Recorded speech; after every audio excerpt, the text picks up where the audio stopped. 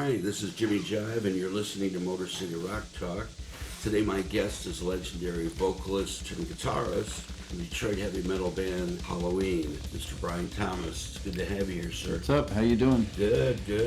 Thanks for having me. Oh, I'm glad to have you. And I don't know about that whole guitarist thing I played this much. Well, I know, but you still play. Yeah, there's a few pictures of me allegedly playing, but yeah, I write a lot on guitar. Yeah, well, that's cool.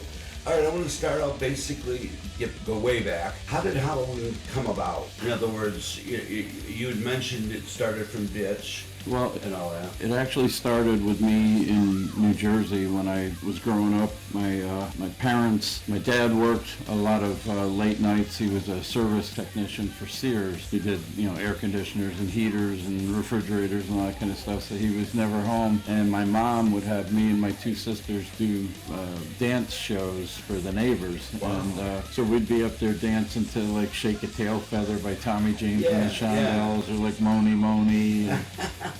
Tap dancing or just regular? No, just like singing and dancing. I'd use like a hairbrush and pretend I was singing. And then, the period of time when I grew up, obviously all the music that was coming out was like the Partridge Family and the Osmonds and stuff like that. Right. And when I was in school in 6th grade, I would unbutton my top 2 buttons because David Cassidy did that on the Partridge Family. And everybody would be like, oh, he thinks he's David Cassidy. And I grew my hair long, and that made me want to be a musician. And I got in a couple of bands in Jersey. And so you're originally from New Jersey? I'm from New Jersey, yeah, from the Jersey Shore, where everybody knows that TV show, The Jersey Shore. When did you move to Michigan? I moved here in an ice storm in 1979 around Easter. Wow. Yeah, it was early April. '79. And the reason I came here was because of Kiss. I had gotten married way too young, and we were kind of forced into marriage because her parents were strict Catholics, and we were dating, and her dad worked for General Motors, and they were moving their entire financial department from the GM building in Manhattan to the tech center here in Warren, Michigan. Right. So the family was moving, and her choice was she either got married and stayed in New Jersey, or we broke up. And so we ended up getting married, and it was probably a mistake, but I have a beautiful daughter, from that marriage, so I don't regret that. And then after a couple of $800 a month phone bills with her talking to her mom, we decided I had lost a job in cable television, which didn't even exist here in Michigan. Right. But back there, that was like what I did right out of high school. And I had an MTV type TV show on cable back there before MTV even existed. It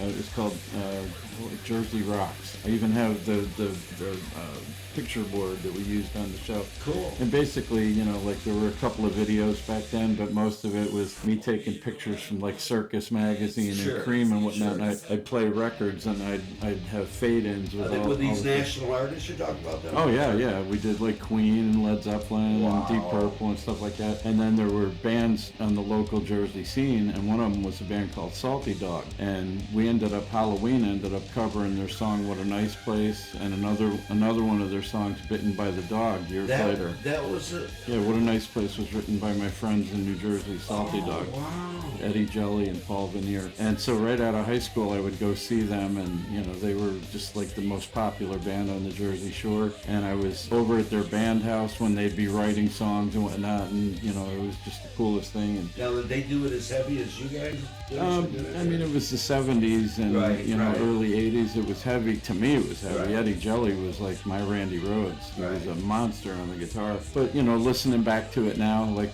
I'll see if I can get you a copy of the original. It was heavy for back then, but we metaled it up a little bit. Yeah. And, some of their fans like what we did to it, and some of them are like, F you. That's a Salty Dog song. But people, associate that song with us now, so we kind of adopted it. I never knew that. Is it actually listed on the CD? Oh, yeah. Okay. Yep. That's cool. You guys did a great version. Like I said, I just thought it was... Thank you. I thought it was totally original, like everything else on the album. There isn't anything else on the album to cover. Not on that one, but we did cover other local bands here in Detroit. Crawl to the Altar was written by Erebus. Halloween is a Seduce song. Yeah. Yep. I'm going to talk to you about about that later. Yeah, we covered Detroit Rock City. We Yes. covered Go to Hell from Alice Right. Cooper. So anyway, getting back to the formation of Halloween and stuff. So I moved here because of Kiss. I'm like, well, I don't have a job back there, and if they wrote Detroit Rock City, it's got to be a cool place to come and be in the music business. So I got here. There was no cable TV. I didn't know anybody, so I'm trying to put a band together, and I started out in a group called Mesmerized out in Utica because we lived in Royal Oak, and Right. and then my ex-wife and I moved to Sterling Heights, and I met the guys there, and we did that for a couple years, and then I was in a band called Alcatraz. The keyboard player from Mesmerized came with me. It wasn't the Graham Bonnet and anything Right, I was Malmsteen. saying. It was like a local band. Right. Did in you fact, know that band existed though? that band wasn't out yet. Okay. Yeah, we were using that name before. In fact, that's why we quit using it when they came out. But the keyboard player from that band came with me to Alcatraz, and then from that, I met Mark Scott and Rick Craig. They were best friends / brothers from Baltimore, and so Mark was kind of a fish out of water like I was. We connected because we were both from out of town, and he played amazing drums. In fact, he was one of the drummers in Bitch and the original drummer on Halloween, and he was also great on guitar. In fact, he kept going back and forth. He couldn't decide which he wanted to do. And so anyway, the wife and I were on the outs, and I bought a plane ticket to move back to New Jersey. I was done. The bands that I was in were not working out. Were you guys playing around at that time with those bands? We did. We played at the Septembers, which became New York with The Void. I don't know if you remember that band from early days. The singer's name was Flaky. I'm around your age, I imagine. Oh yeah, I'm yeah, 61. yeah. In fact, that's where I first started seeing Seduce. They had a band called Dame, Right. and then they changed to Sparks and a couple of the yeah. members, and then eventually they became Seduce. But yeah, all those bands, like I was new to the area. They all Right. grew up and developed here, and I'm like the outsider trying to come in. Sure. So anyway, I was getting ready to fly home, and 3 days before my flight to leave Detroit for good, this is before my daughter was born, Mark called me up and he said, hey, he goes, my guitar player Rick and I want to put a band together, and we're heavily influenced by David Bowie and Alice Cooper and Led Zeppelin. And so I said, well, they had seen me play with Alcatraz, and Right. Mark thought I was a great front man, and he talked me into staying, and I'm like, I don't know, I don't know if I want to start from scratch, it hasn't worked out, and I stayed, and they were really good, and I liked them, we got along well, and so the three of us set out to find, the right members to start this band. Right. Well, I'm estranged from my wife at this point. We're separated, and at that point, our daughter had just been born. Like when I bought the ticket to leave, Right. she was pregnant, but she was Right. a newborn. Anyway, my wife and my baby are living upstairs in a duplex, and I'm living in the basement with Rick and Mark and one of the guys that worked on our road crew, and we kind of put the band together. And one drummer came out. His name was Phil Kaput, and auditioned for us, and it didn't go so well. He was a great guy. He had this massive drum kit, and he brought it all over. His mom. We had a thing with drummers with their moms bringing their kids over, because it happened like 3 times. Anyway, so he comes out and he auditions, and it didn't work out, but he brought us McDonald's, like two big bags of McDonald's, because we're living in the basement. We don't have any food, so we're like, oh man. Oh, that's a like plus. he didn't get the gig, but he brought food for us.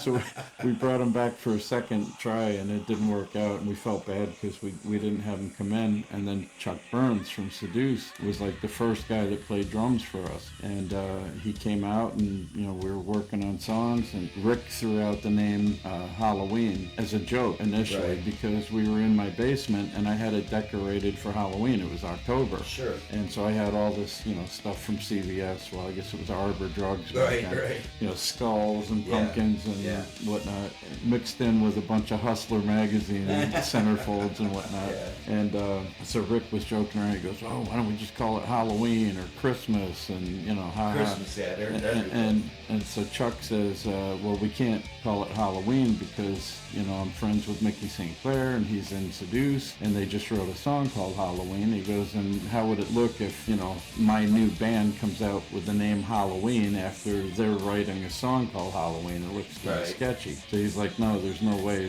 that we can do that. So we scrapped the idea, and we were walking through Hazel Park because we lived over by Centerfold. We were in Detroit, but right by 8 Mile and I-75. Right. So we're walking to Farmer Jack or whatever one day, and we got all our long hair and it's Yeah. roostered out, and we're wearing jewelry and stage clothes. What the hell's the matter with us? And a bunch of rednecks in a pickup truck going by and beeping the horn and whistling at us until they got past us and saw that Mark had a beard, and then it was like, fuck, F you guys, and a bunch of fags and whatnot. So when we got home, we decided we were going to call the band Bitch because we looked like tough chicks. Right. And so that's what we went with, and Mark drew up a logo. It was this like hot black chick in bondage holding onto a sword, and that made the T, and then the letters all had studs in it. Right. And so we were going to be Bitch. And shortly after that, Ronnie Vanderlip, who ended up being the lead singer for Heaven's Wish, he was friends with Rick because he worked with Rick's wife at a rib place that she worked at, and they all knew each other from the neighborhood. And somehow he came to one of our shows, one of the Bitch shows at the Falcon Lounge, and Chuck was playing, and Ronnie went around. Ronnie, back in the day was a bit of a BS artist, and he was like, yeah, man, he goes, I'm going to be the new drummer in this band. I didn't even know who the guy was. Right. And he told Chuck that he was going to be the new replacing drummer. him? Yeah. And so next rehearsal, we have a rehearsal plan, and Chuck shows up and just starts taking his drums out. Wouldn't even talk to us. And we're like, what's going on? Wouldn't even answer. Took his drums and left, and we're like, holy shit, what just happened? We had no idea. Right. A couple days later, Ronnie calls Rick, and he's like, hey man, I heard you guys are looking for a drummer. I'm like, how the fuck did you hear that? He goes, oh, I have my ways. I heard you guys were looking for a drummer. And then after a while, it came out that he was the one that said he was going to be a drummer. He started the rumor and set it up. And then because we needed a drummer, we had booked shows. He ended up being our drummer for a short time. Wow, what a way to finagle your way in. Yeah, and so I'm sure to Chuck it looked like the whole thing was, was To this planned. day, does Chuck still think that, do you think? Maybe that's why he didn't mention it in our interview? I don't know. I feel like Chuck never really believed what happened. I had no idea. We never. Oh, okay. I mean, I'm sure we told him at some point, Right. but then, the imagined war between us and Seduce that went on for years. It's like, Sure. I would love it because I was a fan of Seduce, and I would go see him at the original Blondies, and Right. I'd see Halloween fans there, and they'd see me, and so they'd try to hide. So every time I would see somebody that I knew that came to our shows, I would like keep getting close to them, and we're like maneuvering all around Blondies, and Right. eventually they couldn't avoid me, and they're like, hey man, what are you doing here? And I'm like, I'm doing the same thing you are. I'm fucking watching Seduce, Yeah. I'm a fan, Yeah, because I'd heard that. I mentioned that to Chuck too. That I'd heard rumors there was some kind of rivalry between you guys, and he said he never felt that way. We never he loved felt the that. band. I think it was between the fans. Yeah, And the that's what I fans s- are loyal. They're like, I'm a Seduce guy. Yeah, so he said it was Team I'm Seduce or Team Halloween and Yeah. all that, which is too bad. Both great bands. We played Both a couple of different. shows together. Twice we did it. Really? Yeah, and we did one at the old Ritz in Roseville. Right. Who opened for who? We opened. We don't care. I know. That's one thing I was going to say right from the beginning. I'm overweight. My teeth are fucked up. My hair is gray, what's left of it. I'm nobody special. I'm a fucking guy just trying to get through shows and entertain people. Right. I've never felt like I had an ego. My stage persona is this fucking Brian Thomas guy, which the name came from my daughter.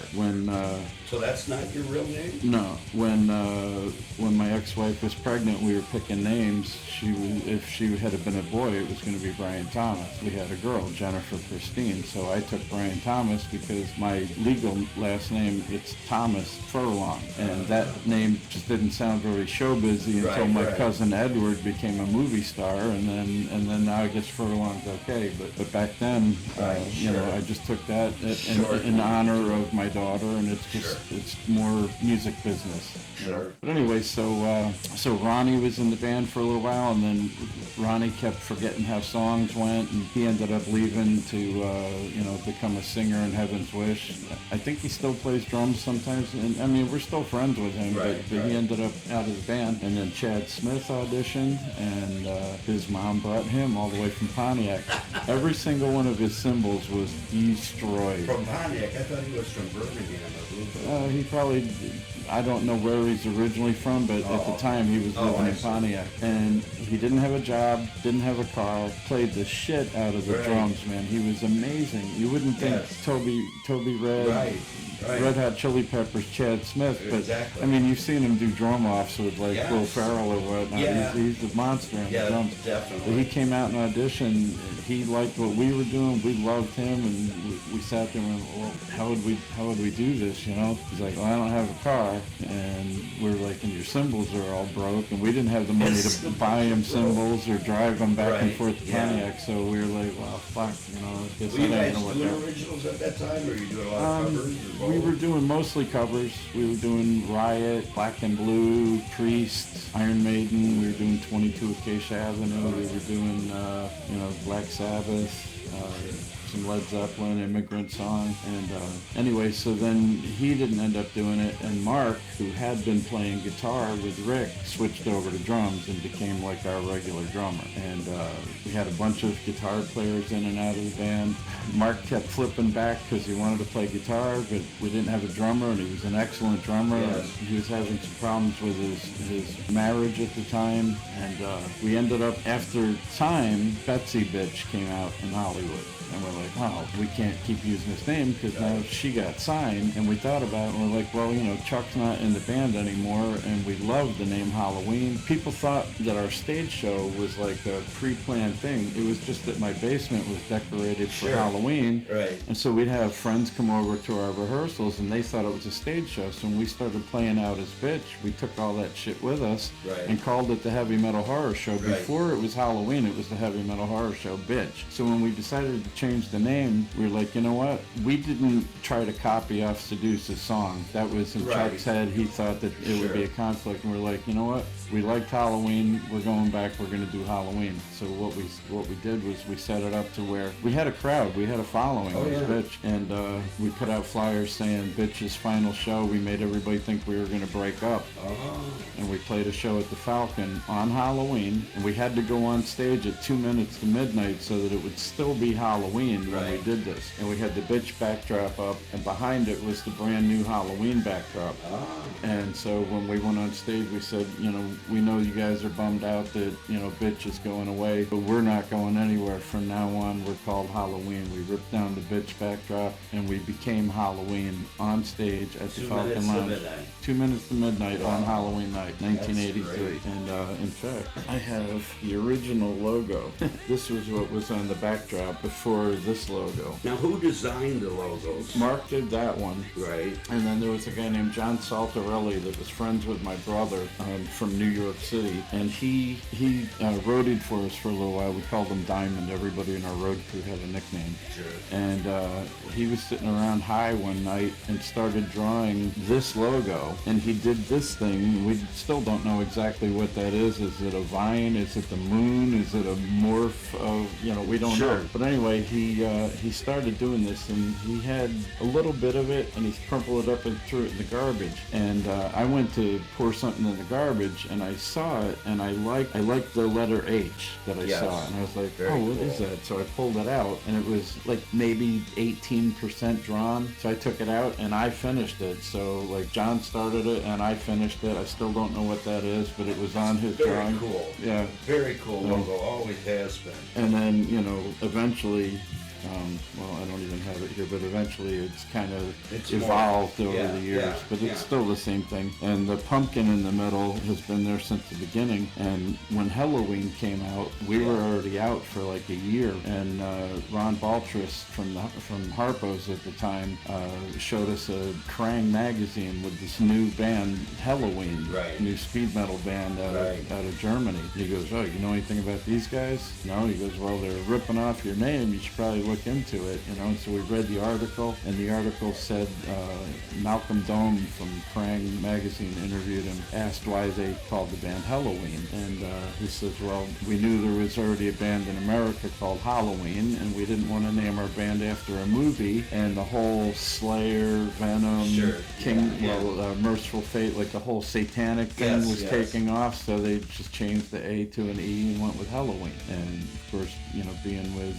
Iron Maiden's management, they shot up way before we did. But then years later, our manager lived out in Hollywood, and he did radio promotions for a lot of the major labels. So he got in touch with them, and we signed a contract with Halloween that they would stop using the pumpkin in their logo. Oh, yeah? Well, we signed it. They never signed it. Their lawyers, the RCA record company lawyers, sent the contracts to us, and we signed it saying that we would avoid confusion over the name, and they knew about us, or, you know, we knew about them. And on That's interesting. Well, on the Keeper of the Seven Keys Volume 2 album, it has picture, you know, like a globe. Yeah. It doesn't have the pumpkin. Right. That's during our agreement with them. Right. But then they only did that in America. The American version, the U.S. version of that album has the globe. The rest of the world got the pumpkin. So they kind of reneged on the... Well, they had a mascot that was basically Pumpkin Man or whatever. Yeah, like with legs and whatnot. Kind of it seemed like a rip-off of Eddie from Maiden. Well, and the thing about it too, and you know, we went to see them at Harpo's when they toured with Anthrax, and it was a Grim Reaper, Anthrax, and Halloween, I think. That sounds about right. I might be wrong on Grim Reaper, but I know it was Anthrax, Halloween, and somebody, and Armored Saint maybe? Could be. One of them. Anyway, we went to see them, and they didn't want to meet us because they heard Detroit was the murder capital of the world, and they thought we were coming there to like kick their ass. So it was, but we went, we enjoyed the show. I like them. I just don't I don't like them using the name, and the reason being, in Germany when we go over there, when we play in Hamburg, in their hometown, we have fans that know us. So they have no problem with the two different names, you know, being similar. But in America, and in the American music business, everybody's like, oh, Halloween, too similar. Well, people aren't stupid. They know that there's two bands. You know, there's also conflicts with names with other bands that are all signed with similar names. But us, it was a problem. But we refused to give in and change the name because our name went with everything we did. Your whole stage show. The image. We can go on stage, we can play. We didn't want to get pigeonholed to where we had to do music a certain way. We didn't want to sound like Black Sabbath or Led Zeppelin or Iron Maiden or whatever. We wanted to be able to be free to do whatever we wanted. We had different influences, like I said, David Bowie, Alice Cooper, although I was never a big fan of Alice Cooper. I knew about him, but I wasn't like drawn to him. I was more drawn to going trick-or-treating. I was in horror movies and Halloween, but the early Alice Cooper stuff, I didn't feel like it was produced all that well, and so I didn't get into him till later on. But a lot of people are like, oh, you're copying off Alice Cooper. Yes, we're similar, but we didn't start out trying to be like Alice Cooper. It was very innocent and generic. Like I said, it was the decorations in my house. And you wouldn't have been the only band that was doing that. Cooper was huge. Oh yeah, with all that stuff, the stage shows and all that. And stuff. And they weren't similar to what you were doing at all. And we didn't want to be like Kiss either, where each person had a persona. We wanted to be creepy, and we wanted to be able to go everything from ballads to extremely heavy stuff, and we've done that. Yes. And we've gotten some resistance from it because we've had record labels that we've showcased for, and they're like, well, your style is too varied. You got to be more like this or more like that. We did a showcase for Capitol Records, and the guy loved us, and he wanted to sign us. He's like, but I gotta go back to the suits with a box that I can put you in. Sure. Why? He goes, well, you're not like Guns N' Roses, and you're not like Metallica. I go, well, what box did they put them in? Right. They made a box for them. Right. Make a box for us. Absolutely. Sure. But and you've been around long enough. I mean, you should know exactly. Well, at that time, that guy, his name was Benjamin Malave, and he was like the new hotshot at Capitol Records. He was in all the trade magazines. He was going to be the new guy that was going to make superstars. And it was right at the end of hair metal, right when grunge was coming around. And the last band that he signed was Pretty Boy Floyd. And so he went back and he thought he had us a deal. And 2 weeks after, he called and said that he was going to fly us to LA to finalize stuff. He got fired from Capitol Records because what they found out he was doing was he was going to the Roxy, to the Whiskey, to the Troubadour, to Gazzari's, and he was having local bands pay him like $1,000 to give advice how to get signed to a major label. God. So the label found out about Right. that and said that he was moonlighting or conflict of interest, and they fired him. And there went our deal. So, Now, was that before the first album came out? oh yeah, no. It was way later. It was. So what was the plan of just? It was probably around the time No One Gets Out came out, like '91. Oh, okay, way after that. Yeah. And Actually, no, it was '89 because Tommy Stewart had just left the band, and we had to have the drummer from Agent Fury learned all of our set for this showcase. We did it at the Rainbow in Inkster.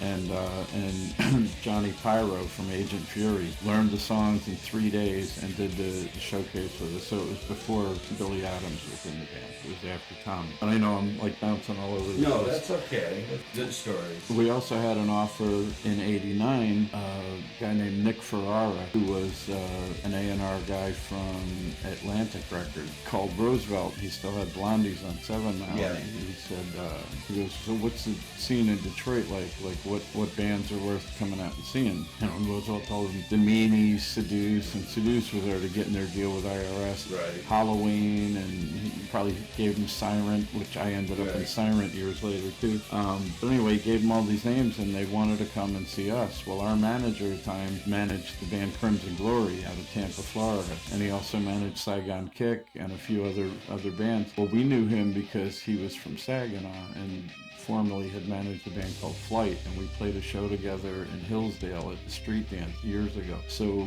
we ended up getting him on the phone with Jason Flom, who was like the head of A&R at Atlantic, because he had dealt with him trying to get Crimson Glory a deal. So we told him, we said, this guy Nick Ferrara, do you know him? Yeah, he's one of the guys at Atlantic. I said, well, he wants to come fly to Detroit and see us at Blondies or Harpo's or wherever.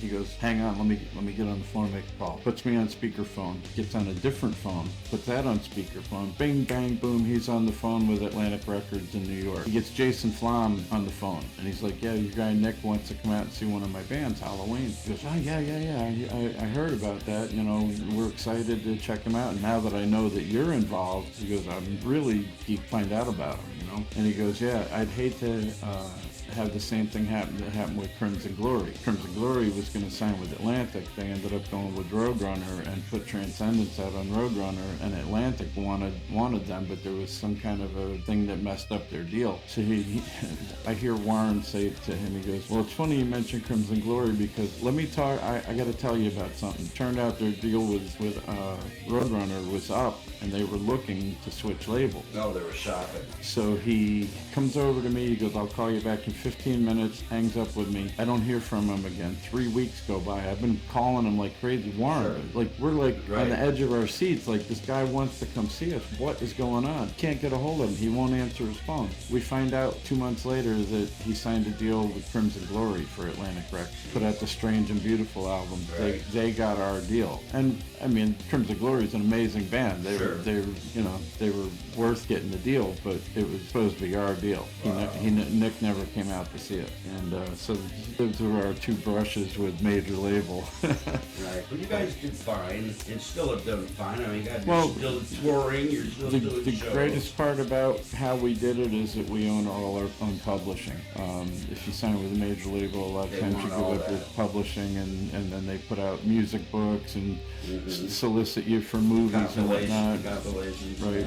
So we still own all of our own stuff. We did get into a movie. It's called A Single Shot with William H. Macy's in it and Sam Rockwell. And it's about a hunter that accidentally shoots somebody when he's out in the woods. And How long ago was that movie? I'm not familiar with that. That's probably interesting. 10, 12 years ago, something like that. So you were on the soundtrack. Well, yeah, for like 8 seconds in the movie, Right. our song, I Confess. No, it was Vicious Lies. Right. Vicious Lies is playing in the background while this guy's like flipping out about the cops are coming to get him. He's all wasted, and Vicious Lights playing in the background. Well, anyway, when we submitted the song to the movie people, they wanted 100% publishing. So we changed the title of the song to Lies. So in the movie credits, it's Lies by Halloween, not Vicious. So we gave them publishing to Lies. Little bait and switch. Right, But right. we're That in a was movie. smart. That's smart. We're in a movie, so that's cool. Did they ever come out with an actual soundtrack album? Did you know anything I don't like that? know. I never even looked into that. That would be a good thing to find out. That'd be interesting because there again, would you be due?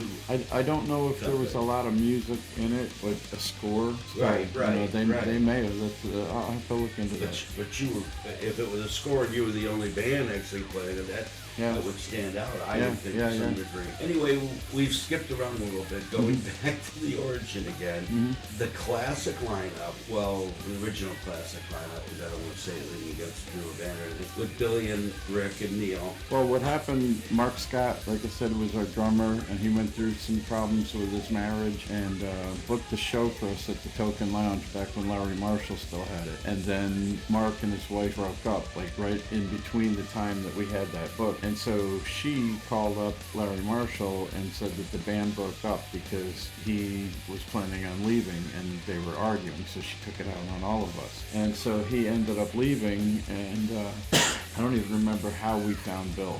Well, wasn't he in Nightmare at that He was in a Or band called Demon? Nightmare. Demon or Nightmare? or something? Nightmare, and they were doing a stage show similar to what we Yeah, were doing yes. because they had seen us and Right, sure. Ed Bruce and the guys like I imagine kinda- there's been several bands that have tried to yeah, rip yeah, off oh yeah. Bill. Well, they do it, and then they quit doing it when they realize they don't have any money at the end Yeah. of the night. We were just dumb enough to keep it going. Right, right, I did a lot of garbage picking and a lot of building stuff in the middle of the night. Did you help design the set though for the original? Pretty much all of I it. mean, Yeah. that had to be a major undertaking to put that together. I mean, It just, like I said, it built up from pictures on my wall to collecting skulls and candelabras. And Yeah.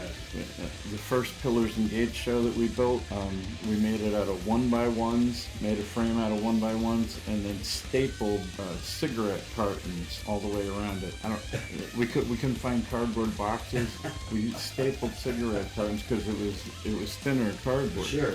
Cardboard was going to be heavy, so Right, we right. used this thin cardboard. And then we spray painted it all black and stuck a couple of skulls that we got at Arbor Drugs on the front and put real cement. You know, we're trying to build these things lightweight, and then we Yeah. put real cement stones on top for slabs. Yeah, where were you It's nuts. storing all this stuff in between the shows? Wherever we could find a spot. We Now- had friends that would let us keep it at their house. And Now the it was- video, well, obviously it was a video for this Trick or Treat. There was a video for Nice Place. Mm-hmm. Where were those filmed? Trick or Treat and Trick or Treat was filmed at Harpo's and No, I mean the outside scenes. I mean, I think all of Trick or Treat was filmed at Harpo's. Oh, What a nice place. Most of the interior stuff was done on the floor at the Ritz in Roseville because I don't remember why we couldn't do it back at Harpo's, but the stage was too high and the ceiling was too low to put Bill up on top. So we set it up on the floor in front of the stage and filmed that way.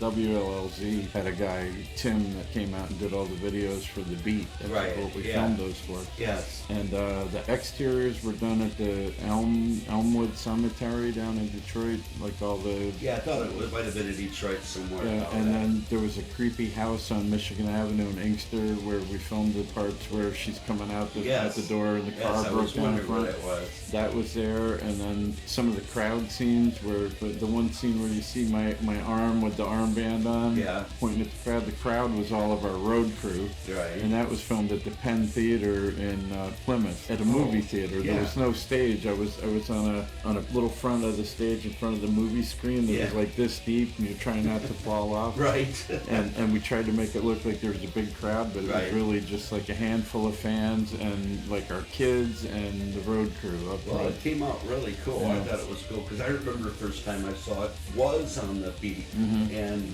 especially for that time. Some of it you was know, shot in our yard too in Inkster.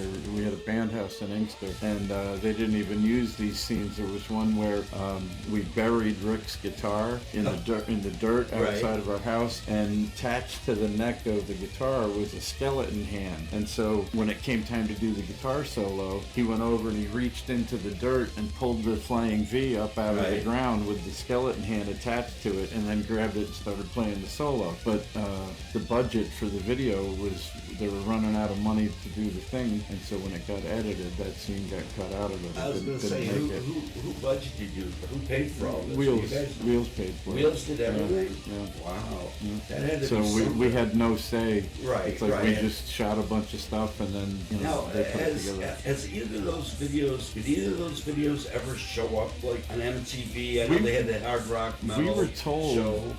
that they were on MTV, but I think what happened was each cable company would get ad time, and so I think what happened was some of the local cable companies probably showed it during their ad space, Right. put local bands Sure. on, because I don't think it ever made it to New York. Then we ended up on VH1's Top 100 hair bands somehow. I'm like, I don't know how that happened. Like, Do you remember where you were in that top one? Any idea? when we found out about it, Yeah.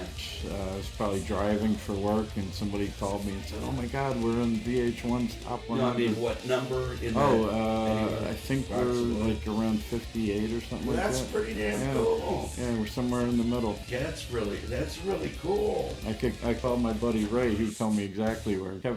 Our friend Kevin Foley, who does my YouTube channel, probably knows too. But yeah, it's like around 50 or 60, something I like really that. like your YouTube channel. Thank And by the way, I'm really glad that you put that out with the footage and all Mm-hmm. that, because, not many local bands, especially of your time or that, do that. And Yeah. it's like such a shame because the fans want that. Well, my friend Kevin Foley, he's, I'm old, so I don't have a lot of smarts when it comes to technology. Yeah, So me either. Kevin's really good with computer stuff. So I said, look, I've got all kinds of footage. In fact, in this bag here, I've got all kinds of videos. I'm like, here, just take these discs and these files and put them up on a YouTube channel. So I've got everything that I've been involved in. Right.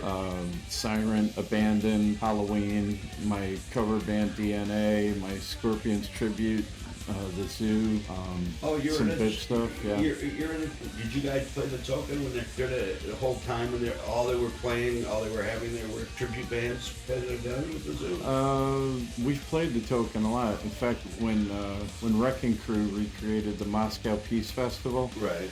Brian, the bass player, who we've been friends forever, he said, "Hey, I need a Scorpions band." He goes, "You can do a Scorpions band." I go, I got too much going on. I don't want to do it. He goes, "You can do it." He goes, "Please," he goes, "just do it this one time." He goes, "You could get this guy on guitar and blah, blah, blah." And so we put it together, and went really well. And John Anton was like, "Wow, you guys are really good." I'm like, "This is a one-time thing.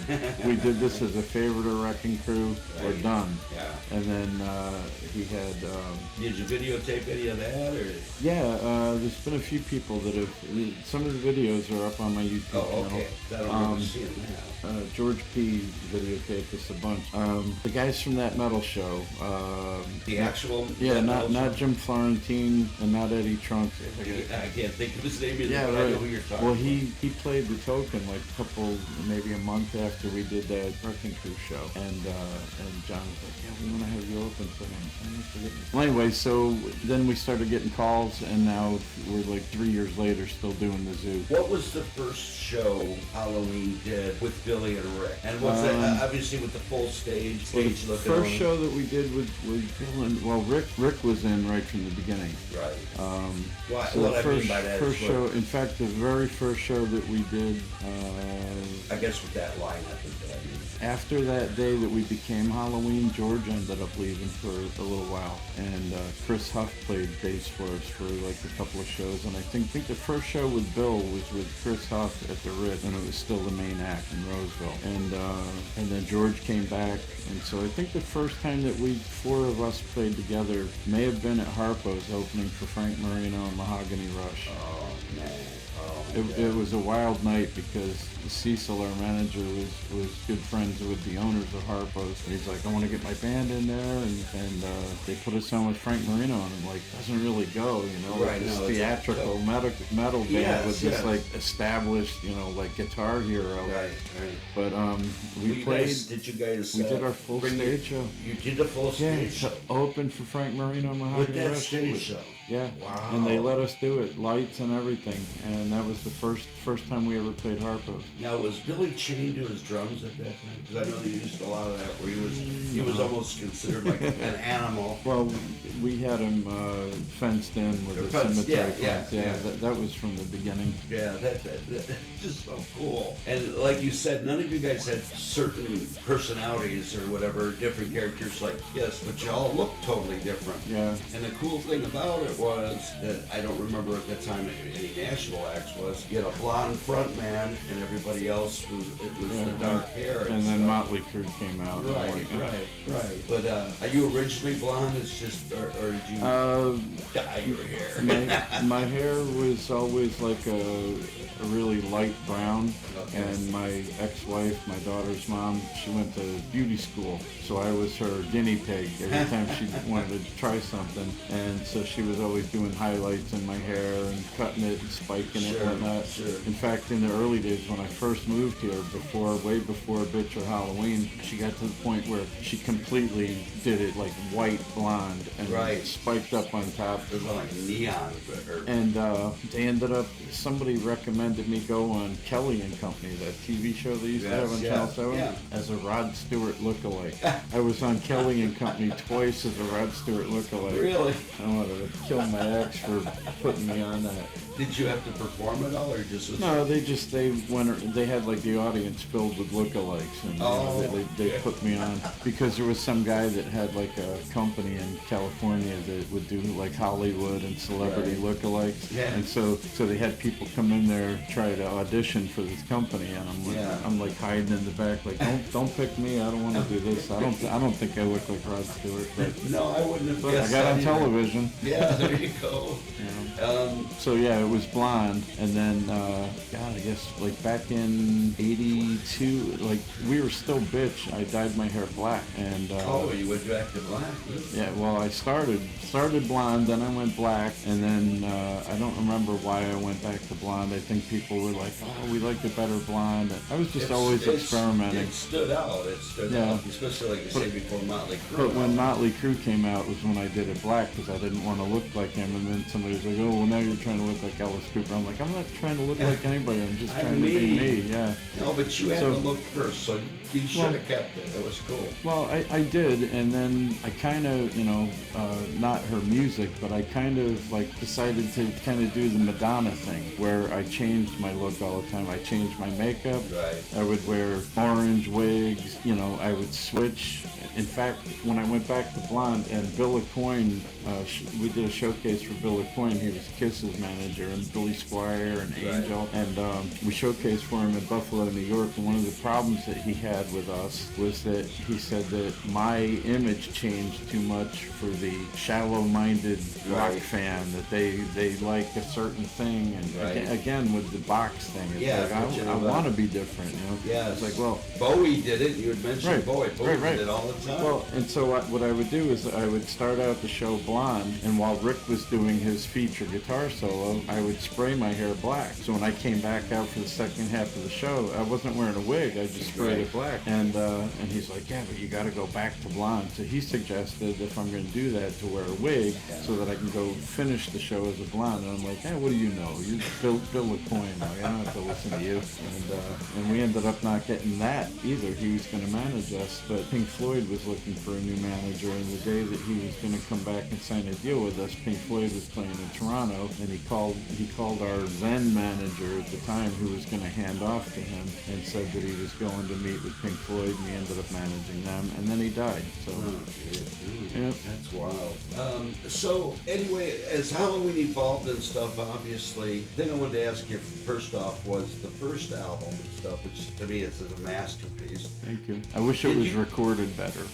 For its time, it was, and the remaster job. I've got it the remastered version on CD. I've got the vinyl and all that. I'm a huge vinyl fan. God, what was I going with this? The vinyl sounds better than the remasters. But Yeah, you know, I saw an original copy of your vinyl at a store over in Plymouth going for $200. I've seen it on eBay for like 500. Yeah, I'm not It'd be nice if we got surprised. some of that. Yeah, exactly. But anyway, what I was getting at, this was it. The first album, did you guys get, you had mentioned how Wheels paid for a lot of the stuff as far as the video. Did you get any airplay on Wheels? I mean, other than maybe late night? Because most of the time they didn't play any At of Halloween, they would play Trick or Treat almost every year. And then a few times, I don't even know how, probably because it was on the other side of the 45, She's a Teaser made it on Wheels a couple of times. And I think that was like a DJ's choice thing. Wow. But, Because they used to always push this, call in for requests and stuff. And I know people would call in for you. I know people would are calling in for Seduce. yeah, that whole call in for request thing is Yeah. like when you call in and you request something that they already planned on playing. Right. I felt like you got your request. Yeah, Doug really supported us a lot, Podell. Yes. And he would always play us around Halloween time, do interviews with the band, but it never really went much further than that. Well, you had an awesome recording that's out, a bootleg and stuff. I think it's a bootleg live from the Ritz, with the early band and all that. That's tremendous. Matter of fact, I've got it. I don't know if I've heard that one. Oh, really? Yeah. It's phenomenal. Yeah. Phenomenal performance. Everything. It was live at the Ritz. LOC was, pushing it with Odell. And like I said, Okay, yeah, we did 4 live broadcasts on Wheels. We did 2 at the Ritz and 2 at Harpo's. yeah, no, this was at the Ritz and Okay. stuff. And I've got it. I've recorded it on reel to reel. I've got it on Atron. I've got it named for my kid because it's just such a strong recording and all that. And well, anyway, what I was getting back to was the second album. How did that? I mean, that one was almost, I don't want to say a stronger album, but it seemed like more polished. And I don't mean polished in the sense of commercial. By second, do you mean Victims of the Yes, Night or No One yes. Gets Out? Yes, Because no, they came Victims. out in inverted order. So the whole recording thing, Don't Matter With Evil was recorded twice. We did it originally up in a recording studio up in Bay City. We had no money. Some friend was like, oh, I know a guy that'll record you guys. So we went up there and we did it, and it came out okay, but it wasn't like radio quality. We were trying to get something that was like sounded professional. Sure. So George's family fronted us some money to go into the disc because we lived in East Point. It was East Detroit at the time. And we went walking one night and we said, what's this? There's a recording studio like within walking distance of our house. And so we knocked on the door and asked, what it would cost to record an album there. And they're like, well, we've never done a rock band before. They did like gospel singers. It was like no rock. It was like top 40 music and gospel. And so our manager back then, Cecil, said, well, get in there. And George's family put up the money to go do a record there. Well, we bought 30 hours complete, start to finish. Setup, recording, mixing, out the door, 30 hours. That's all we had because that's all we had the money for. I think we paid like $3,000 for 30 hours. We just went in there and set up. Well, you knew all the material, obviously, and you recorded before. Yeah, but so. Scared to Death was written in the studio. They were getting drum sounds for the recording, and so Bill was just like over and over and over, just going around his drum kit trying to get the mics, the levels right. Right. And what the pattern he was doing, I came running out of the bathroom. I go, what is that? What this? He goes, I'm just testing the microphone. I go, that needs to be in a song. Well, I get the chills just from remembering the moment. Yeah. I go, that needs to be in a song. He goes, I'm just like fucking around. I'm just I'm warming just up. making noise, Sure. I go, it sounds badass. Yeah. So I played it, and George started playing the bass, and we just kind of riffed. Right. And I like hurried up and scribbled down some words, and boom, Scared to Death happened right there, right on the spot, and we recorded it, and that's how it came out. Almost every single one of those songs was a one-taker. record. And at the time, we were proud of that because we didn't go back and do overdubs. Maybe Rick might have fixed a couple things. Right. We were proud of it that we got it done, but then, like, after you live with it for a while, like, I'm going, I sound like a fucking 13-year-old with my high-pitched voice and whatnot. You know, I'm like... But that was metal at that time. Hitting some bad notes and whatnot, but it was what it was, right. you know? And the fact that people pay $500 for that album blows my mind because we were like, ugh. Like, Well, I couldn't even listen to myself. Really? I love the songs, Yeah. but I just didn't like how it came out. We had a guy named Ed who ended up going to prison for scamming national bands out of pictures. He told everybody he worked for Cream Magazine so that he could get photo passes. Right. Did you know Ed? No, Pre-Seal or something like that? Anyway, he was a friend of ours, but he said that he was a producer for Kiss, so he was going to come in and produce our album. Well, he never showed up, so we had to figure it out, wing it with the guy who did gospel music, and so we just kind of did what we did. So then the second one was like a year later. We set up a deal with Pete Bankert, who was the bass player for Muggsy and Weapons. He was working at the old schoolhouse in Ann Arbor, which was Henry Weck's studio. Henry Weck was the drummer for Brownsville Station. And the deal that we cut, again, we had no fucking money, so we cut a spec deal with Pete that we were going to come in and record it on off hours. So we couldn't come in during prime time. We had to come in the middle of the night or early in the morning, whatever. And we were going to pay for the recording session 90 days after the album was available for sale in stores. We get in there and we recorded a bunch of songs. Like, dude, I think there's like 5 songs that didn't even make the album that we recorded. And it was going, but we had a bunch of stupid little issues that came up. Like, we're doing vocals and Henry's outside mowing the lawn. So you can hear it through the vocal mic. Well, we can't use that, so we had to wait, and it just started, you know, we'd get done playing up at Conto's in Flint, 3:30 in the morning. We drive straight back from the gig, all our gear's out in the vans, and we're in there cutting vocals, you know, or trains going by, because the schoolhouse was right next to the train tracks, so there were all these distractions that kept slowing us down. And then Bill wanted to experiment with some drum samples, so Pete knew a guy, and he brought in this sampler, and that's why there's some weird-ass electronic drums on that. Yeah, they're cool, though. It sounds like disco stuff. And Well, in a way, it was Bill was experimenting with it, but we never meant to keep that as final tracks. It was supposed to be used as a sample. We wanted to try to get like John Bonham sounding drums, you know, but it was the early days of sampling. Sure. And so when he did it, it sounded like disco drums. Right. And somehow Henry erased the original drum track, so all that was left was the electronic drums. Oh, no.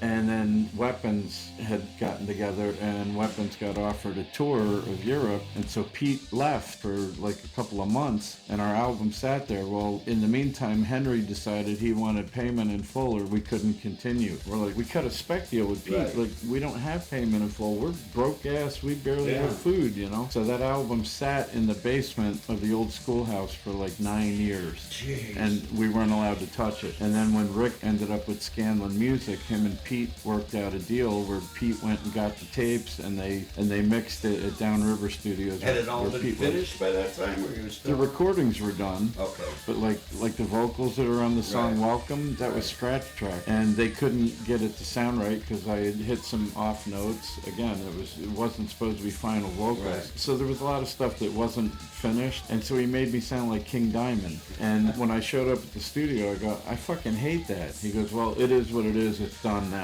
I go, well, I don't like it. Well, what do you mean by you hate it? You didn't want to sound like King Diamond, or No, I didn't want to sound like King Diamond. What they did was they used like a harmonizer and changed the pitch of my vocals. Right.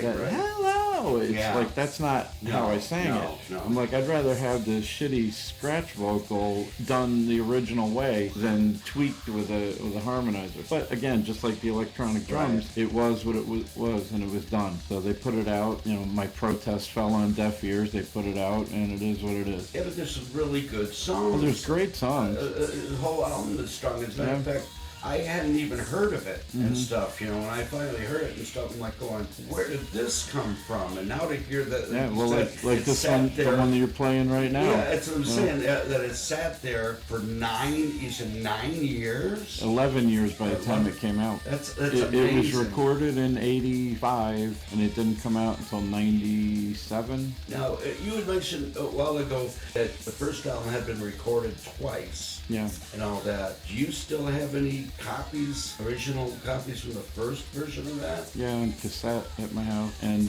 it's funny you asked that because we just got the Don't Meddle with Evil live masters, the original masters for the first demo. No One Gets Out was recorded twice, once with John Oliva from Sabotage, and I just got those masters too.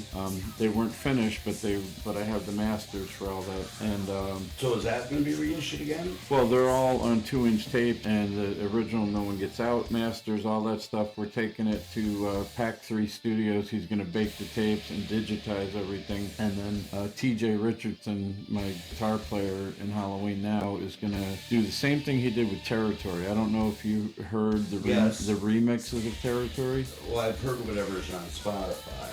Is that remix? I think so, but I'm not sure. When it came out, the actual disc, we weren't thrilled with production. Our drummer Rob produced it, but he was under a lot of duress because we were being pressured by the label. They wanted the album. It had been delayed because Donnie Allen had a liver transplant right when all the guitars were being recorded. He did all the rhythm tracks, but all the solos weren't done yet. So Don Gurrier did some. Chuck Stoll from Damien did some. Howard Bolito from Agent Fury was going to do some. Rob DeMoss from Siren was going to do some. We had all these different guitar players. Rachel May was going to do some. David Black was going to do some. We had all these guitar players that were lined up play solos on the album, and the only ones that actually did was Don Gurrier and Chuck Stoll. And Rob Brugg played some. George played a guitar solo, and then eventually Donnie was well enough to come in and finish the album. But by that time, it was like, hurry, hurry, hurry! We got to get this out. And I think just the pressure, it didn't get mixed correctly, and we took a pretty bad beating in the foreign press. Like the European metal magazines said that it was too long, it was too boring, dry, production sucked. Wait. Man, there's some great songs on it. Yeah, there were some great. You're talking about No One Gets Out Alive. No, the Territory album. Oh, Territory. Yeah. And so TJ went back and he remixed the whole thing. It sounds like a completely different album. And now trying to get people to listen to it after the fact. Like, don't listen to the CD version. Listen to, the remix, because it's amazing. And so we want to do that with all of the other stuff. The No One Gets Out album, Don't Meddle with Evil Victims. And you can still have the original version. Sure. But we want to, update, modernize all the albums. No One Gets Out Alive. Now, that album to me, there again, it was quite a departure as far as sound from this. Were you purposely trying to sound different at that point? I mean, I know you got different personnel and all. Well, yeah, that when we played with Skid Row at the Ritz in 1989, right after that show, we played that in the Premier Center. And Rick and Bill came to me and George at rehearsal at my house in Detroit, and they said, we've had a good run. Rick was trying to get custody of his daughter in a kind of a messy divorce, and Bill supposedly had an offer to open a auto repair shop with his brother-in-law or some in-law. And so they wanted to dissolve the band because they didn't have time to do it anymore. And George and I were like, no, we don't want to stop the band. Like, if you guys want to go, you can go. Sure. You're always welcome to come back, but me and George are going to keep going. And they kind of laughed at us because me and George were never like the musicians of the band. Right. Like Rick and Bill were like the premier, players. Especially Rick. Talent, And even though George and I wrote three-quarters of the songs, we weren't the players. Like I said, when you guys introduced me as a guitar player, like I write on guitar. I wrote the riff to Don't Meddle with Evil. I wrote the riff to Busted. I completely wrote She's a Well, Teaser. I've seen videos of you playing some guitar, But players were Rick and Bill, so right. they didn't think we were going to be able to keep it going. And we ended up with Tommy Stewart, he was from a band called Bad Act, and Billy Gray, who who played in a local band in Ann Arbor called Fair Game. Billy was a big influence of, like David Black was like one of his influences. So he had a more bluesy, laid-back style to him. More of a hard rock as opposed to now. Yeah, and Tommy, he was same way. Tommy ended up in Godsmack. Tommy's been a rock star like 7 times over. Godsmack, Low Crow, which was Aaron Lewis's first signing to his label. He was in Everclear. He was in Fuel. Wow. He was in Lillian Axe when he left Halloween. He went to Cody Lee, which is the guitar player from Vince Neil and Slaughter. And Cody Lee was playing a show in Atlanta, opening for Lillian Axe. I like the Lillian Axe. And anyway, Gene Barrett, the drummer for Lillian Axe, left Lillian Axe to go play with Dr. Butcher, which was John Believer from Sabotage. And he left in the middle of the tour. Well, they saw Tommy play with Cody Lee and said, hey, do you want to finish the tour with us? So he joined Lillian Axe right there on the spot. They took like 2 days off. He learned all the songs, finished the tour, did an album with them, and then he moved to Boston and he met Sully Erna, who we played with Strip Mind at the Old Ritz in Roseville. And so Tommy and Sully was the drummer in Strip Mind. So Tommy and Sully like hung out, in between shows and became friends. So when Tommy moved to Boston, he hooked up with Sully and they formed Godsmack. In fact, my drummer Tommy, named Godsmack. Everybody thinks really? Everybody thinks it was the Alice in Chains song Godsmack. Right. It wasn't. What happened was Tommy loves telling the story, so I'll tell it for him. He showed up with a cold sore at practice one day, and Sully was giving him a bunch of crap. Look, you get the herpes, blah, blah, blah. Right. And he goes, F you. And a couple days later, Sully ended up at rehearsal with one, and Tommy goes, that is God smacking you back. That's how they came up with the name. Wow. And then Cool. he named the band and was in it when they recorded the first album and had left the band. So all the drums on that first Godsmack album is Sully playing them. And then Tommy rejoined the band and did the tour and then played drums on I think the next 2 albums before they got Shannon Lark.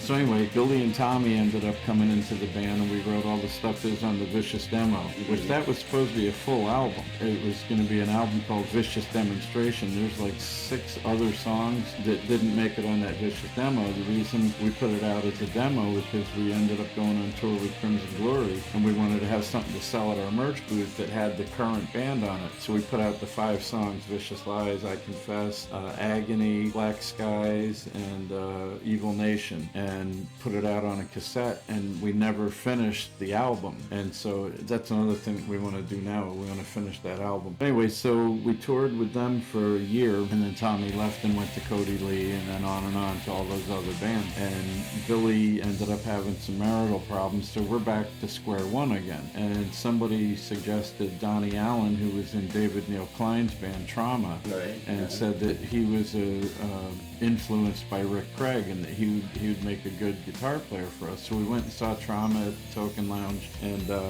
I think somebody tipped David Neil Klein off that we were there looking at Donnie because he kind of was like, hey, don't be stealing my guitar player. Right. And so Donnie joined us, and we were looking for a drummer, and going back to the Mickey St. Clair thing, again, Mickey comes into the picture because we were trying to get Mickey to come and take over drums. Now he's been out of Seduce, Chuck's in Seduce, so Mickey's You're talking looking about after Billy. Right. So Mickey's looking for a gig. After Tommy Stewart left, Mickey's looking for a gig. So we kept trying to call him, say, hey, you want to come on and be Halloween's drummer. Calling. We can never get a hold of him. And the dude answering the phone is Billy Adams. Played on the No One Gets Out. And he's like, nope, Mickey's not here. Mickey's not here. Like 2 weeks we can't get a hold of Mick. And Billy goes, well, how come you don't audition me? We're like, well, who the hell are you? He goes, well, I'm the drummer for the Free Spirit band down in Flat Rock. And we're like, Free Spirit band? They're like top 40. So we're like, well, what the hell? Come on out and audition. So we had listened to a couple of other drummers. Nobody was working out. He comes in, his drums have like an inch of dust on them. There's like panties and bras that are all like tore up from like decades of being on his drum kit. He's got all of his toms are roto toms. Like he doesn't even have one real tom. And so he's setting up, and me and George looked at each other, and his late now. We've been going all day. Me and George looked at each other and we're like, dude, look at this drum set. Like, is this going to be a waste of our time? Like, fuck. And George was like, well, he's here. He's here and he's set up. We might as well listen to him. He blew our fucking doors up. Top 40 drummer. He sat down and he played metal like he invented it. It was so good. That No One Gets Out album? Yes. That's the best the drums have ever sounded on Halloween stuff. So aggressive, so technical. Like, he was so good at coming up with parts. As opposed to Billy being more wild? Well, Billy had some timing issues. What you can kind of hear in Don't Meddle with Evil. He speeds up and slows down a lot, so we bought him a metronome one year for his birthday. He got a lot better when he came back, but he was a great drummer. But just like the technicality of Bob was like so good. In fact, Bill White got better learning Bob's songs. Well, I imagine being when in a Bill top came 40 back band and having to play all these different stuff would make you tighter. When Bill White came back after Bob was out of the band and he had to learn all the No One Gets Out stuff, Bill got really, really impressive. Plus he had carpal tunnel and he had surgery on both wrists, and after that, man, Bill played amazing. Like even better than the first time. First time we were just young and wild, you know? And like my vocals were all over the place, his drums were all over the place. Rick didn't even play any chords half the time. He was just soloing through everything. You know? That was what made it so cool. Right. So young, so raw. Right. And then you add this big stage production. I mean, I was going to mention this, and I'm sure you won't remember this. One of the times I saw you at Halloween, and I don't know what lineup exactly, what this would have been about at least 30 years ago. It was a place on Warren called Walsh. Walsh is on the border, I think it was. It was Student Body on Warren. It was Student Body, but they changed to the Walshes. And I saw you guys play. That's the first time we played with Billy Gray, was at Student Body on Warren. And we lived right behind it on Stout. Yeah, well, I lived right on Granville down the street. We played there a bunch of times, and I thought that was you didn't have any kind of real show that night. They just too small. Yes, it was. So that's what I was wondering, if in some of these other clubs you ever brought in any kind of a subsection of your show just to have it their background. We did. We scaled it down and up according to the stage size, but there was one time with the classic lineup that we showed up at Harpo's, and I don't know, Ron must have been on his period or something, because he wouldn't let us set up our stage show.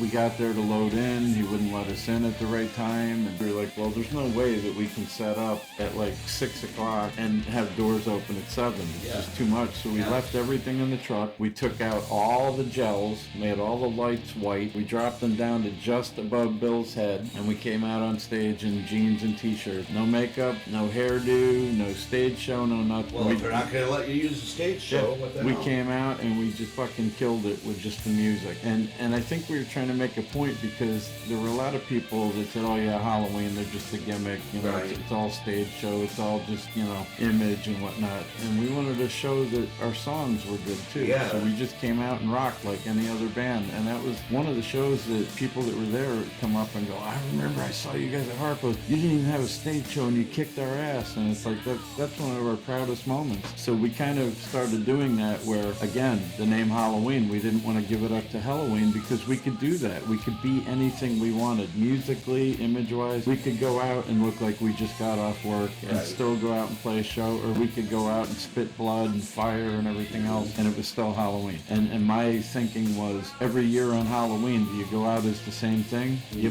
might be a skeleton one year, you might be a pirate another year, you might be a dinosaur. Yeah, exactly. Constantly changing. So that, for me, Halloween gave us license to do and be anything we wanted to be. Well, the only thing about that you mentioned this earlier about not being pigeonholed with being like Halloween. Do you feel in any way you may have been? Because, I mean, here, Halloween... A lot of industry people, that's the first thing they thought of. We played a show at Blondie's on 7 Mile for a guy from Warner Brothers, and we had just finished recording some of the No One Gets Out stuff, and we were so excited about it. And we played If I Die, You Die, guy, some of Misery's Child, and I think Kings for this guy. And he started listening to If I Die, You Die, and he goes, oh, heavy metal band, typical, death, death, kill, kill, blah, blah, blah. Like, you know, it's been done to death. Right. And I'm like, well, pardon me, but If I Die, You Die, kind of ahead of its time with climate change. It was about we're ruining the planet, and I'm not a climate change nutcase. Sure. I'm not like, you know, one of those people that, oh, we're all gonna die or whatever. But you know, you can't ignore the fact that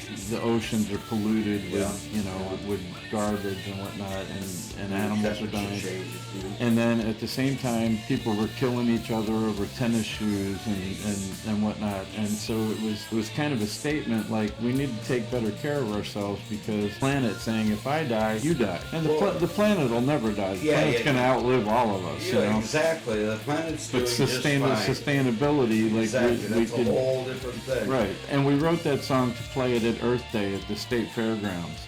But the guy just saw Death and Pumpkins. Ooh, typical Well, that's the thing I was going to say too, and I'm wondering if you took, or consciously or unconsciously, it's the first time here it is Halloween and all this scary stuff and all that. Yet, title of the album is Don't Meddle with Evil, which to me, without being too religious or Christian, it's kind of like Sabbath, you know, with the song Black Sabbath. We're not trying to send you to Lucifer. We're trying to more or less scare you away from that. And that's what it seemed like a lot of that album was, but I'm sure a lot of people didn't take it that way. No, in fact, there was a preacher that was doing a heavy metal is Satan's music thing, and he used our album as like one of the albums that was devil worship.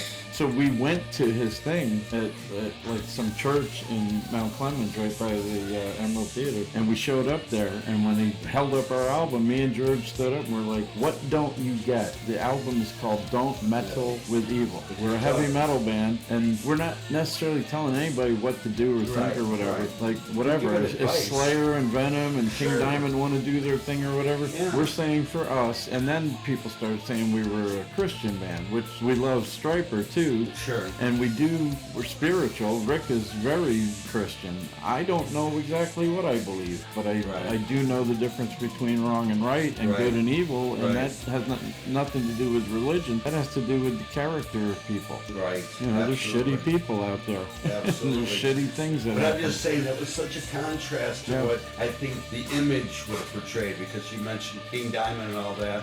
And I remember the first time I heard Merciful Fate, phenomenal band. Oh my God, these guys are strong as hell. But I couldn't handle some of the lyrics. And of course, the band that really turned me off from that was Deicide, who were flat out, you know, and all that. But you guys weren't like that. No. But you also weren't preachy either. Right. And anyway. some of those bands, it's just a gimmick to them too. You know, like it was just something that the suits at the label said, we're going to make a lot of money if you go extremely Satan, you know? Yeah, but I mean, a lot of Norwegian bands came out with a lot of that devil, demon. Which is funny, because those Norwegian death metal bands kind of ruined our image a little bit, because George now, I love him, he's my brother, but sometimes we don't see eye to eye on a lot of things, and one of them is the image of the band.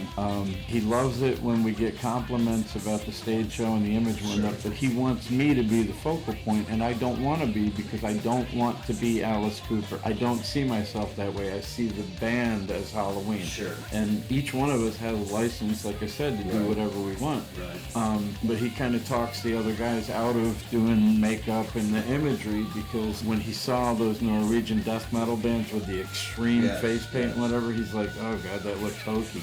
We don't want to look hokey. Right. So he like quit wearing it, and when the other guys will wear it, he talks them out of it. I'm like, I don't want to be the only one doing it, but I have to do what people expect. Sure. You know? Well, you are the focal point, whether you want to admit it or not, like most frontmen are. But I look at it as a band. Like, we should all be cohesive. And then you see bands like Ghost come out or whatever, even like Marilyn Manson, where he is the focal point, but everybody in the band looked the part, and that's what I wanted for us. Sure. Slipknot, same thing. Mudvayne, like they all look like they're in that band. And people said about the name too. they said, well, Halloween, you know, you expect a certain thing when you hear that, which is the only time that I have a problem with not doing a stage show, is that I don't want to feel like we're ripping anybody off. When we did a show without stage show, it was to celebrate the music and say, look, we're not just about the image. But then I have to stop myself and say, well, people that maybe haven't seen us in 10, 15 years spent money that they worked hard to get or saved up for,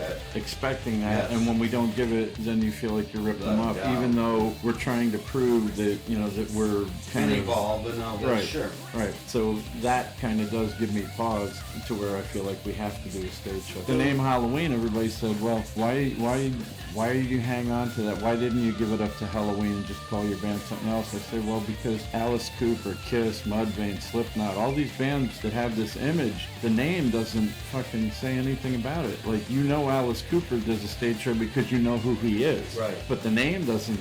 What does Alice Cooper have to do with horror? And what, right. And Kiss, what does Kiss have? Nothing. Well, our name. You're right. It ebbs It and flows. goes. Yeah. Right. It goes with what we do. Well, you know, with Kiss and all that, like you mentioned and all that, there was so much hype about knights and Satan's service, and if Alice Cooper were saying he was named after an ancient witch. So anybody that's really into those bands that knows the backstory know that, but the general public doesn't. Exactly, and that's my point. The general public kind of has an idea what they're getting when they come see Halloween. Right. Now, do you guys still do the major stage show? Like, you're playing this Friday at the Token. Will you be doing the major stage show then? It'll be what we can fit on that stage. Yeah.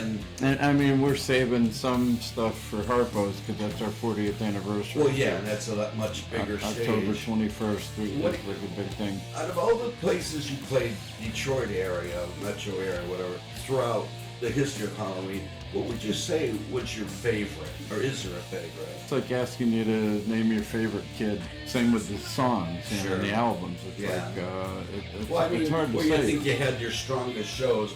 I would think it would be like Harpo's, the Ritz, because of the stage size. Well, I was and you're being able to put out the big show. You're able to do the big show at Harpo's and Diesel and Royal Oak Music Theater and the Emerald Theater. So whenever there's a theater, we're able to really, you know, give you your money's worth. Well, reason I'm asking that is because you talked earlier where you come out in jeans and all that and just rock out and celebrate the music and all that. So I think it would work either way. I mean, typically for me, I want to see the whole show, obviously, because and it isn't because I think you owe it to me, but it's just like it's such a strong memory and stuff. You know, the whole thing is so strong. Well, some of the most fun shows have been the original Blondies on Seven Mountain, the Falcon where we started out, the Token because the sound is amazing in there. The people are right there. Yes. I mean, you're right there with the people. Yes. So those shows are a lot of fun and really gratifying. You know, when you're at Harpo's, you're up 6 feet in the air, and then Bill's 7 feet, up top on the crypt. So it's like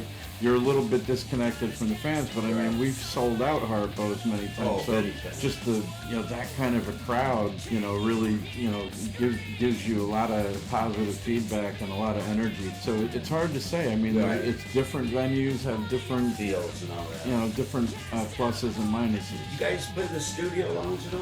We did. What about Track? Oh yeah, Tracks was fun. Oh, I love Tracks. I loved it. I was so sad when it went away. Yeah, that was a great venue. That was another one that Chuck mentioned. I think we played like from the time I moved here in '79, so every club that was around back then we played. We played the Silverbird, we played... Did you play the 24 Karat at all? You know what? That's one place I didn't get to play, but I went and saw Mirror Child there. And Mirror Child or Mere Child? Mirror. Mickey? It was Mirror Child, yeah. And I think I saw Scarlet there too. So you won't be for that.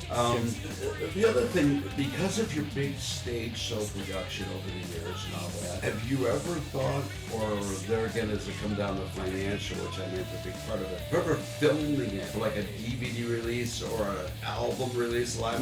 I mean, you've got the bootlegs to risk. With the classic lineup, we filmed Don't Meddle With Evil live in '88 at Harpo's, 5-camera shoot.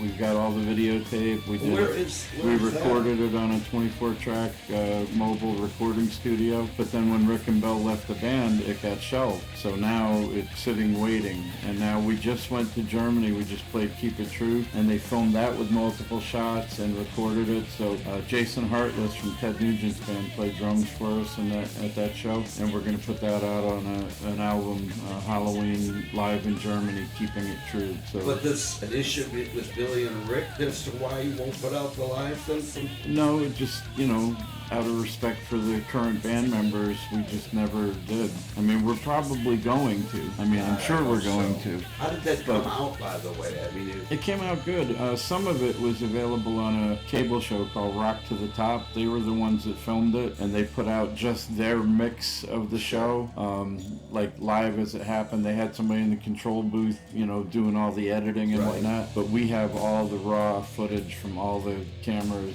So because that would be came out great. That would be so. Have you seen the Rock to the Top? No. I think it's on my YouTube channel. All right, I'll have to check that. I haven't checked that out lately and stuff. But no, I thought about that for years. So I mentioned that to Chuck. Why didn't you guys ever do a live album? I mean, your stuff live at Harpo's and Wrist, just like your stuff was so strong. Yeah. And so, and I know the fans are still out there. I mean, we're dying off, yeah, Brian. I know. We're dying off. Us too. We recorded that live album. A way later version of the band. George played at this show, but it was Jason Ross Vanis on drums. He was the one that went to Keep It True back in 2004 with us. He played drums there. But it was me, Donnie Allen, George, and Jason, and we did a live recording at the New Way in Ferndale, and which ended up being a crazy night. We called it the Melee at the New Way because there was a guy there that wanted to kill Donnie because Donnie was seeing his girl. And the guy had just gotten out of prison. So he threatened to kill Donnie at that show, and Donnie wasn't sure we should even do the show, and it ended up being a big brawl. There was bikers, cops, people in the audience, the band members, road crew, all in a big pile. There was like 30 people fighting right in front of the stage. This had to have been 2003 or 4. Oh, wow. Or 5 maybe. Funny because if you've ever been to the New Way, the stage, I'm not familiar with that. The stage is right up to these glass windows that go out to Woodward Avenue. Yeah. And so if you're driving by or walking on the sidewalk, you see the drummer and the backs of the marshals and the lights and whatnot. Yeah. Well, I'm not thinking about the windows, and we get done playing, and I go back behind Donnie's stacks to change, and I'm down bare ass. My pants are up, and I'm switching into street clothes.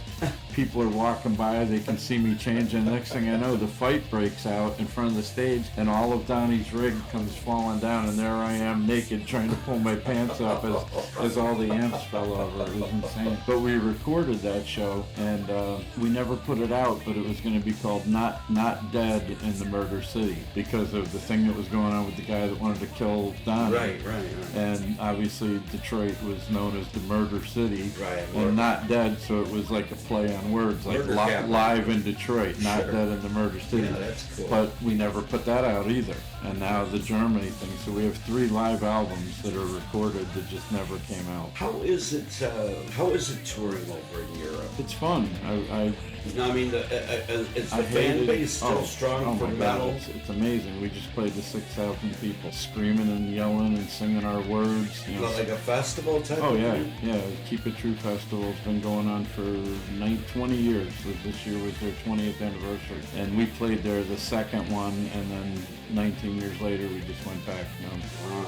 Yeah, it's not to think that these people are out there singing words that I wrote in my bedroom when I was 16 years old. Over 30 years and ago. they barely speak English, and here they are singing my they stuff. can sing your lyrics. Yeah, cool. That's incredible. Well, Nice. I could sit there and talk with you about this. I love the stories and the hype and all that stuff, but I don't want to be here all night. I mentioned you have to work in the morning. Yeah, I'm good. But this is Jimmy Jive, and this has been Motor City Rock Talk. My guest tonight has been Brian Thomas, lead vocalist from the legendary group Halloween, and many of the others that he had mentioned. And maybe we'll do this again, catch up on the rest of the stories. well, yes, I would love to do a part 2 and right. stuff. This is going to be edited down, obviously, because I've got to change up some of the All right. stuff and all Thanks that. for having me. But thank you, sir. I'm glad we were able to finally arrange this. Anyway, keep rocking.